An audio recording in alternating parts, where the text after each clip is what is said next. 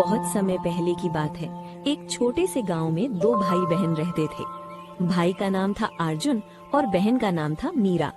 अर्जुन बहुत बहादुर था और मीरा बहुत होशियार। उनके गांव के पास एक बहुत बड़ा और रहस्यमय जंगल था, जिसके बारे में गांव वाले कहते थे कि वो जंगल जादुई है। कोई भी उस जंगल में जाता तो वापस नहीं आता। लेकिन हमारे अर्जुन और मीरा को तो पता ही नहीं था कि आज का दिन उनकी जिंदगी बदल देगा।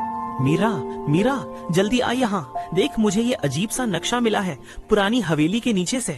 इसमें कुछ लिखा है लेकिन भाषा बहुत पुरानी है, मुझे कुछ समझ नहीं आ रहा।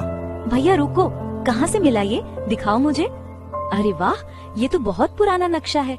देखो, इसमें एक जंगल बना है और बीच में एक चमकता हुआ पत्थर बना है और यहाँ लिखा है, जो इस पत्थर को ढूंढेगा उसकी हर मुराद पूरी होगी। भैया, ये तो उसी जादुई जंगल का नक्शा है जिसके बारे में दादाजी बताते थे।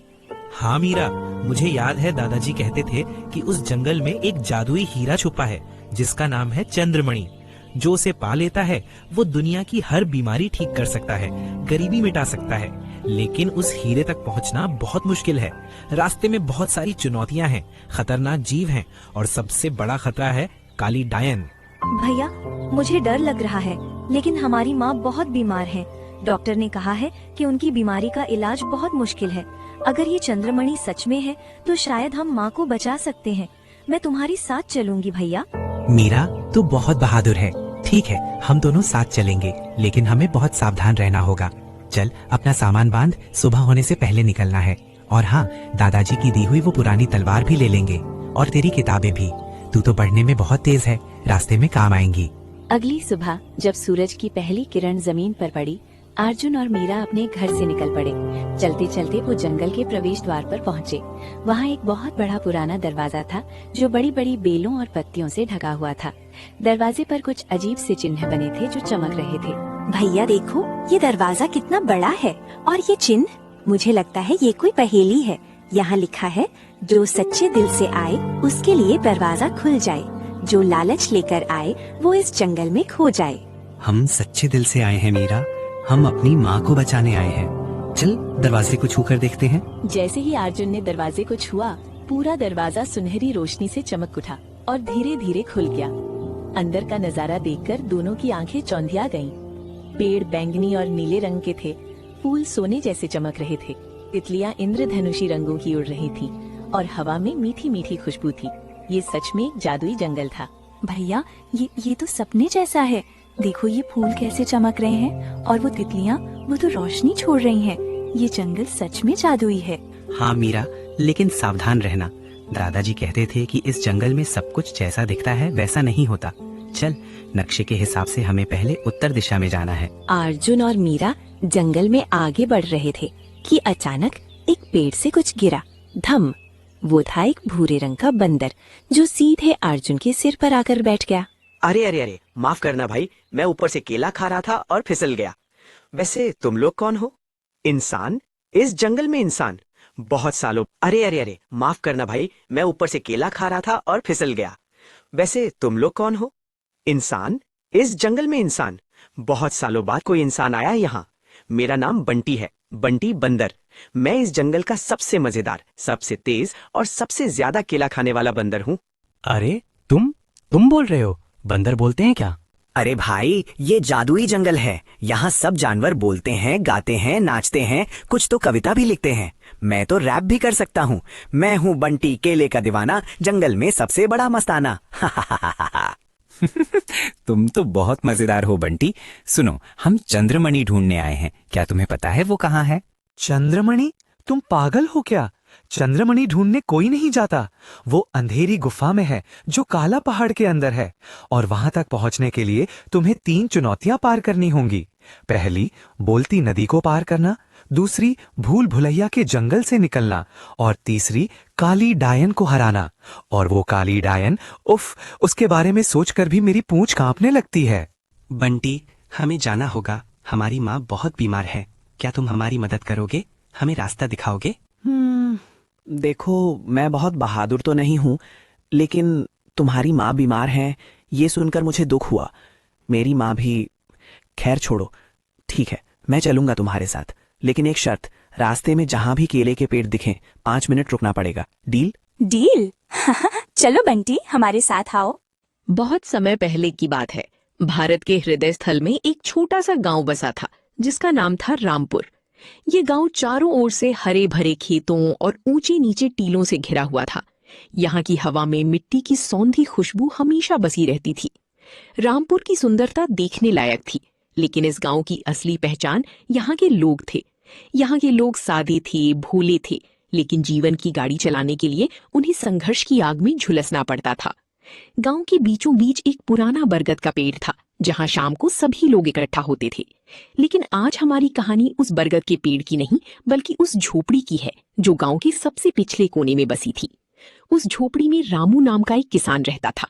रामू के पास जमीन का एक छोटा सा टुकड़ा था जो उसकी आंखों के तारे जैसा था। वो सुबह सूरज निकलने से पहले उठता और रात को चांद छिपने के बाद ही सोता था। हे ईश्वर, आज फिर वही सूरज निकला है। लगता है आज भी तपिश बहुत होगी। मेरी फसल की क्या हालत होगी, यही चिंता सता रही है। रामू, अरे रामू, इतनी सुबह सुबह किससे बातें कर रहे हो? आओ, नाश्ता तैयार है। बस 2 सूखी रोटियां बची हैं, लेकिन पेट तो भरना ही होगा। सीता, नाश्ते की चिंता मत करो। चिंता तो इस बात की है कि अगर बारिश नहीं हुई तो अगले महीने साहूकार का ब्याज कैसे चुकाएंगे। मेरे पास तो अब देने के लिए कुछ बचा ही नहीं है। भगवान भरोसा है रामू, हम मेहनत करते हैं, वो देखता है। तुम चिंता मत करो, बस खेत की देखभाल करो। मोहन भी अब बड़ा हो गया है, वो तुम्हारी मदद करेगा। हाँ, मोहन तो बहुत होशियार है, लेकिन सीता, ये जमींदारी प्रथा हम गरीबों की गर्दन पर छुरी की तरह चल रही है। ठाकुर साहब का टैक्स बढ़ गया है। धीरे धीरे सब ठीक हो जाएगा। पहले खाना खा लो, वरना ताकत कहाँ से आएगी। रामू ने चुपचाप रोटी खाई। उसके मन में हजारों विचार चल रहे थे। पिछले साल फसल अच्छी नहीं हुई थी, जिसकी वजह से उसने साहूकार लक्ष्मीदास से थोड़ा कर्ज लिया था। अब ब्याज दर इतनी बढ़ गई थी कि मूलधन तो दूर, ब्याज चुकाना भी मुश्किल हो रहा था। रामू जानता था कि अगर उसने समय पर पैसा नहीं लौटाया तो साहूकार उसकी जमीन हड़पने की कोशिश करेगा। ये जमीन उसके पिता की थी और रामू के लिए ये अपनी जान से भी ज्यादा प्यारी थी। नाश्ते के बाद रामू अपने खेत की ओर चल पड़ा। रास्ते में उसे साहूकार की हवेली के सामने से गुजरना था। हवेली बहुत बड़ी थी, जिसके ऊंचे दीवारें गांव वालों को डराती थी। अरे ओ रामू, इधर आओ। कहाँ चले हो इतनी सुबह सुबह? मालिक, मैं तो बस खेत देखने जा रहा था। फसल में थोड़ी पीलापन आ रहा है, पानी की व्यवस्था करनी है। फसल की चिंता बाद में करना, पहले मेरी चिंता करो। तुम्हारे कर्ज की तारीख तो कल ही बीत गई है। मेरे हिसाब से तुम्हारे ऊपर अब 5,000 रुपए बकाया है। मालिक, मैंने तो कहा था ना कि फसल कटने के बाद सब चुका दूंगा। इस बार सूखा पड़ा है, उत्पादन कम होगा। थोड़ा समय और दे दीजिए। समय? समय की कीमत होती है रामू। मेरा पैसा खाली नहीं बैठता। अगर कल तक आधा पैसा नहीं मिला तो समझ लेना तुम्हारी जमीन पर मेरा कब्जा हो जाएगा। कानून मेरे पक्ष में है। मालिक, रहम कीजिए। मेरे बच्चे क्या खाएंगे? ये जमीन ही तो हमारा सहारा है। मुझे उससे मतलब नहीं, कल तक पैसा चाहिए, वरना वकील भेज दूंगा। जाओ अब, मेरा समय बर्बाद मत करो। साहूकार की कठोर बातों ने रामू के दिल को चीर दिया। वो भारी कदमों से अपने खेत की ओर बढ़ा। खेत सूखा पड़ा था, मिट्टी में दरारें पड़ गई थीं, जैसे प्यास से तड़पती हुई धरती चीख रही हो। रामू ने खेत के बीचों बीच खड़े होकर चारों तरफ देखा। उसे कहीं भी हरियाली नहीं दिख रही थी। जो पौधे लहलहा रहे थे वे भी मुरझा रहे थे। रामू ने घुटनों के बल बैठकर मिट्टी को मुट्ठी में लिया। मिट्टी रूखी थी, उसमें नमी का एक अंश भी नहीं था। हे धरती माँ, तू भी आज मुझसे रूठ गई है क्या? मैंने तुझे कभी धोखा नहीं दिया, हमेशा तेरी पूजा की। लेकिन आज तूने पानी क्यों रोक लिया? अगर बारिश नहीं हुई तो मेरा सब कुछ खत्म हो जाएगा। पिताजी, पिताजी, मैं पानी वाली नहर से आ रहा हूँ। वहां पानी बिल्कुल नहीं है। ठाकुर साहब के नौकरों ने नहर का रास्ता रोक दिया है। क्या? उन्होंने नहर रोक दी? ये तो बहुत बड़ी चाल है। बिना पानी के फसल कैसे बचेगी? मोहन, तुमने किसी और को देखा वहां? हाँ पिताजी, वहां ठाकुर के मुनीम जी खड़े थे। वे कह रहे थे कि जब तक रामू कर्ज नहीं चुकाता तब तक उसके खेत में पानी नहीं जाएगा। वे कह रहे थे कि पानी ठाकुर की निजी जागीर है। ये अन्याय है। पानी तो कुदरत का है, नहर सबके लिए बनी है, लेकिन गरीब की आवाज कौन सुनेगा? मोहन, तुम घर जाओ और माँ को मत बताना, वरना वे रोने लगेंगी। मैं कुछ इंतजाम करता हूँ। पिताजी, मैं डरा हुआ हूँ। अगर फसल नहीं हुई तो हम भूखे मर जाएंगे। डरो मत बेटा, जब तक सांस है तब तक आस है। हम हार नहीं मानेंगे। जाओ घर। रामू जानता था कि सीधे ठाकुर से बात करना बेकार है। ठाकुर बलवंत सिंह पूरे इलाके में अपनी ताकत के लिए जाने जाते थे। उनके पास सैकड़ों एकड़ जमीन थी और गांव के ज्यादातर लोग उन पर निर्भर थे। ठाकुर को गरीबों की भावनाओं से कोई लेना देना नहीं था। उनके लिए सब कुछ व्यापार था। शाम को रामू ने सोचा कि क्यों ना एक बार ठाकुर से मिलकर गुहार लगाई जाए, शायद इंसानियत बाकी हो। वो सीधा ठाकुर की हवेली के मुख्य द्वार पर पहुंचा। वहां 2 बड़े बड़े पहरेदार खड़े थे। रामपुर गांव की सुबह सूरज की किरणों से नहीं, बल्कि रहीम चचा की भट्टी से उठती हुई भाप और मसालों की खुशबू से होती थी। ये कोई आम खुशबू नहीं थी, ये वो जादू था जो सड़क चलते मुसाफिर को रोक लेता और सोए हुए कुनबे को जगा देता। गांव के हर कोने में ये बात मशहूर थी कि रहीम की देसी मटन बिरयानी का कोई मुकाबला नहीं। आज की कहानी उसी बिरयानी, उसके राज और उस इंसान की है जिसने अपनी जिंदगी इसी हांडी और चूल्हे के हवाले कर दी थी। मुन्ना, ओ मुन्ना, और ये लकड़ियां गीली क्यों हैं? मैंने कहा था ना कि बबूल की सूखी लकड़ियां लाना। बिरयानी की आग में जो तपिश होनी चाहिए वो इन गीली लकड़ियों से कैसे आएगी? जा पिछले आंगन से वो पुरानी लकड़ियां उठा ला। और हाँ, हांडी का ढंग से धुलवान हो गया? अरे चाचा, मैं तो भागता ही आ रहा हूँ। वो ना नदी किनारे वाली लकड़ियां थोड़ी नम हो गई थी बारिश से। मैं अभी सूखी लकड़ियां लाता हूँ। हांडी तो मैंने रात को ही मांझ के रखी है, चमक रही है आईने की तरह। दादा, आप सुबह सुबह मुन्ना को डांटना शुरू कर देते हैं। बेचारा रात भर मटन मैरिनेट करने में जाग रहा था। आप थोड़ा आराम कीजिए, आज मैं देख लूंगी मसालों की पिटाई। आपकी कमर दर्द कर रही है ना? अरे सलमा बेटी, ये डांटना नहीं सिखाना है। बिरयानी बनानी है तो पहले सब्र और मेहनत सीखो। अगर लकड़ी सही नहीं होगी तो आग सही नहीं होगी। अगर आग सही नहीं होगी तो दम सही नहीं लगेगा। और अगर दम सही नहीं लगा तो ये बिरयानी नहीं खिचड़ी बन जाएगी। ये रहीम की बिरयानी है, इसमें कोई कमी नहीं हो सकती। दोपहर ढलते ढलते गांव में एक बड़ी सी काली गाड़ी आकर रुकी। धूल उड़ती हुई रहीम की दुकान के सामने आकर रुक गई। गांव वाले हैरान थे कि ऐसी महंगी गाड़ी यहाँ क्यों आई है।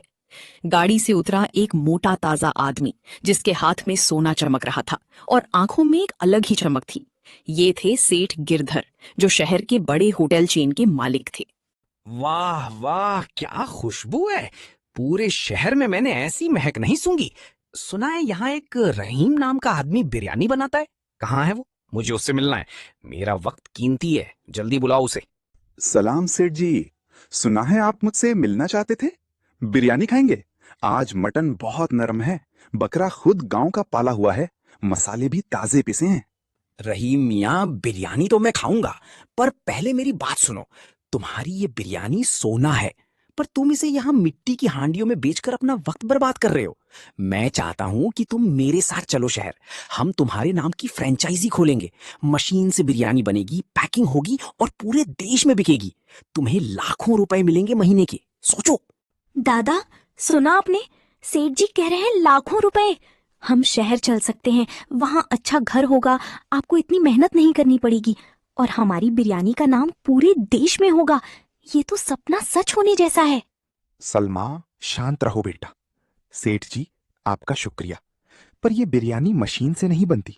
इसमें हाथ की गर्मी चाहिए, दिल का सुकून चाहिए और गांव की मिट्टी की खुशबू चाहिए। जो चीज मशीन बनाएगी वो सिर्फ पेट भरेगी, रूह को सुकून नहीं देगी। मैं कहीं नहीं जाऊंगा। रहीम का इनकार सुनकर सेठ गिरधर का चेहरा लाल हो गया, पर वो मुस्कुराए। उन्होंने सोचा कि ये बूढ़ा आदमी बाद में मान जाएगा। वो चले गए।